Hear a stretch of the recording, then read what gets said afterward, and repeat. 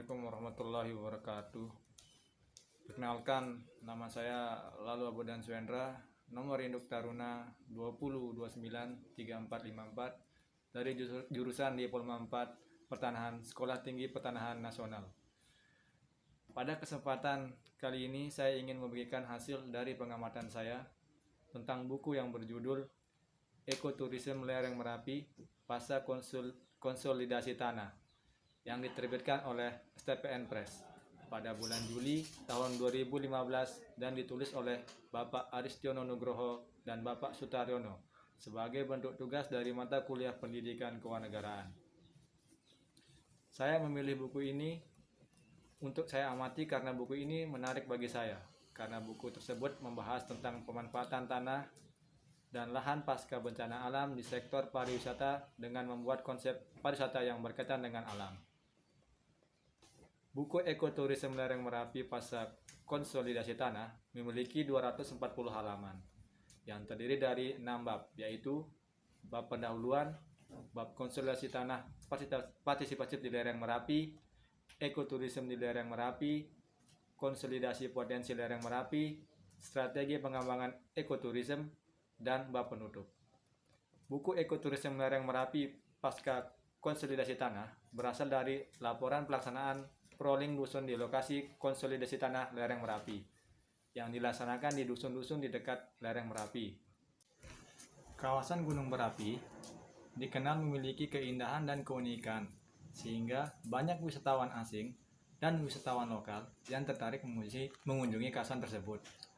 Akan tetapi, di balik itu semua, terdapat bahaya yang mengancam kawasan tersebut, yang berupa letusan gunung berapi yang terjadi kurang lebih rentan 4 tahun sekali, yang memiliki ancaman bencana pada daerah sekitar.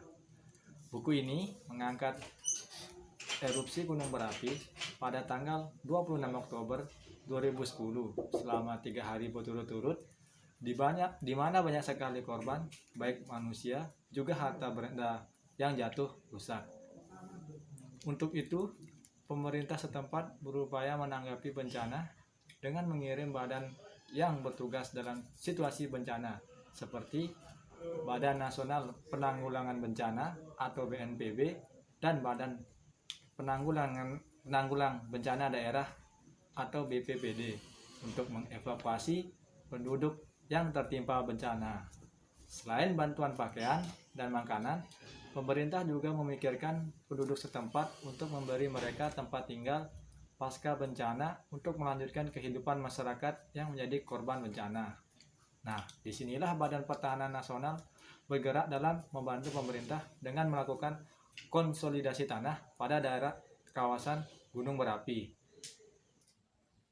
Di dalam buku tersebut terdapat isi-isi berupa uraian tentang bencana Merapi dan respon masyarakat terhadapnya, uraian tentang konsolidasi tanah, uraian tentang ekoturisme, uraian tentang potensi lereng Merapi, uraian tentang strategi pengembangan ekoturisme, dan uraian tentang konsolidasi tanah sebagai respon dan ekoturisme sebagai solusi. Yang pertama kita bahas adalah konsolidasi tanah. Konsolidasi tanah. Menurut Peraturan Kepala Badan Pertanahan Nasional Nomor 4 Tahun 1991 tentang konsolidasi tanah, konsolidasi tanah adalah kebijaksanaan pertanahan mengenai penataan kembali penguasaan dan penggunaan serta usaha pengadaan tanah untuk kepentingan pembangunan untuk peningkatan kualitas lingkungan dan pemeliharaan sumber daya alam dengan melibatkan partisipatif aktif masyarakat. Konsolidasi tanah di daerah lereng Merapi tersebut dilaksanakan oleh Menteri Agraria dan Tata Ruang, Kepala Badan Pertanahan Nasional sebagai bantuan bagi masyarakat yang tinggal di daerah lereng tersebut yang terdampak dari bencana erupsi Gunung Merapi pada tahun 2015. Di dalam buku ini disebutkan bahwa sumber daya yang ada di lereng Merapi di wilayah konsolidasi tanah mampu mendukung kegiatan pariwisata.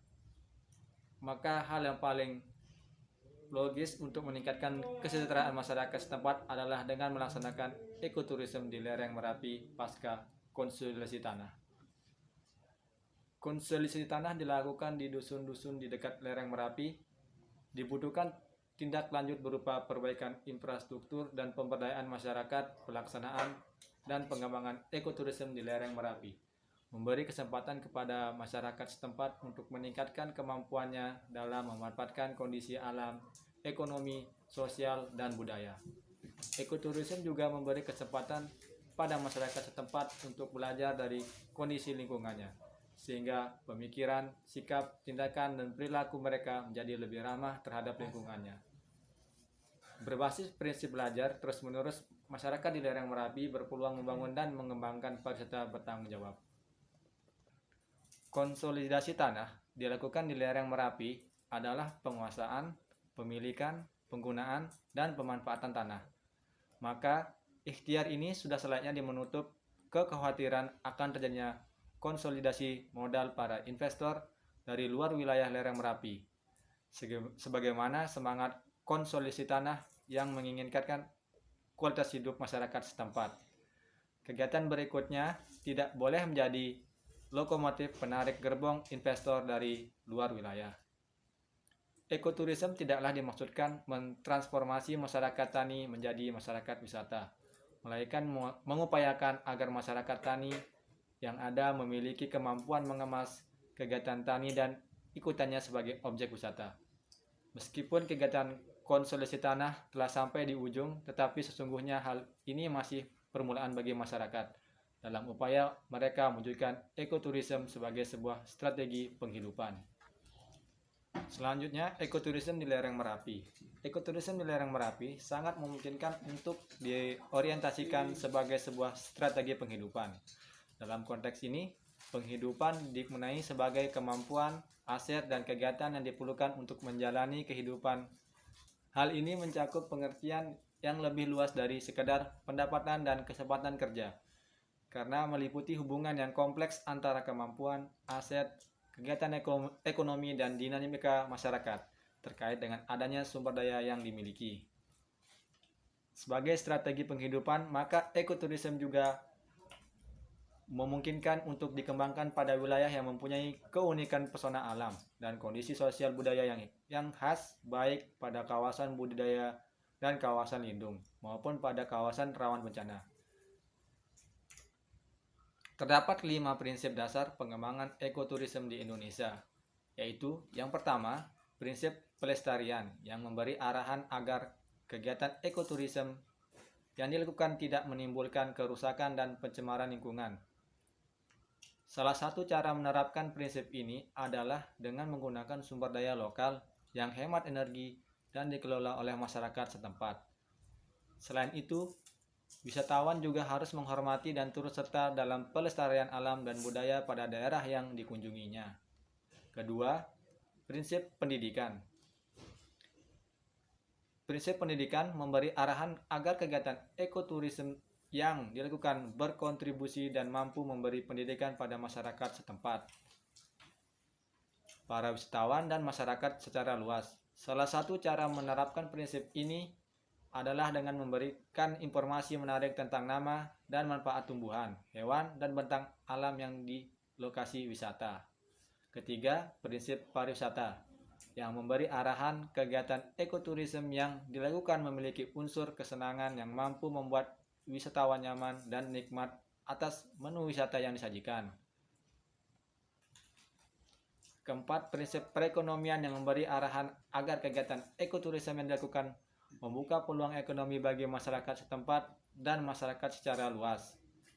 Kemanfaatan ekonomi bagi masyarakat setempat akan semakin tinggi bila perjalanan wisata yang dilakukan menggunakan sumber daya lokal seperti dalam hal transportasi, akomodasi, dan pemandu wisata lokal. Kelima, prinsip partisipasi masyarakat setempat yang memberi arahan agar ekoturisme dilakukan melibatkan masyarakat setempat.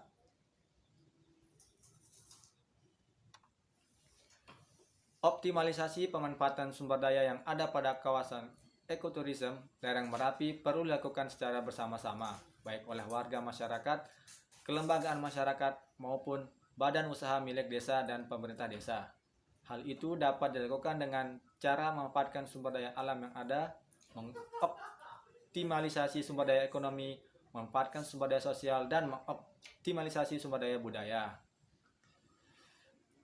Hubungan dengan hak dan kewajiban bela negara. Di dalam Undang-Undang Nomor 10 Tahun 2009 Pasal 24 disebutkan bahwa masyarakat memiliki kewajiban untuk menjaga dan melestarikan serta membantu menciptakan suasana aman, tertib, bersih, dan berperilaku santun di lingkungan pariwisata. Di dalam Undang-Undang Nomor 10 Tahun 2009 Pasal 19 Ayat 1 juga disebutkan hak setiap orang yaitu memperoleh kesempatan memenuhi kebutuhan pariwisata, melakukan usaha pariwisata, bekerja di bidang pariwisata, dan berperan dalam pembangunan kepariwisataan.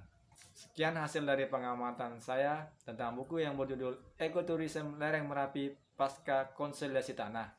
Kali ini semoga hasil pengamatan saya dapat berguna bagi orang yang membutuhkannya. Bila ada salah saya mohon maaf. Wassalamualaikum warahmatullahi wabarakatuh.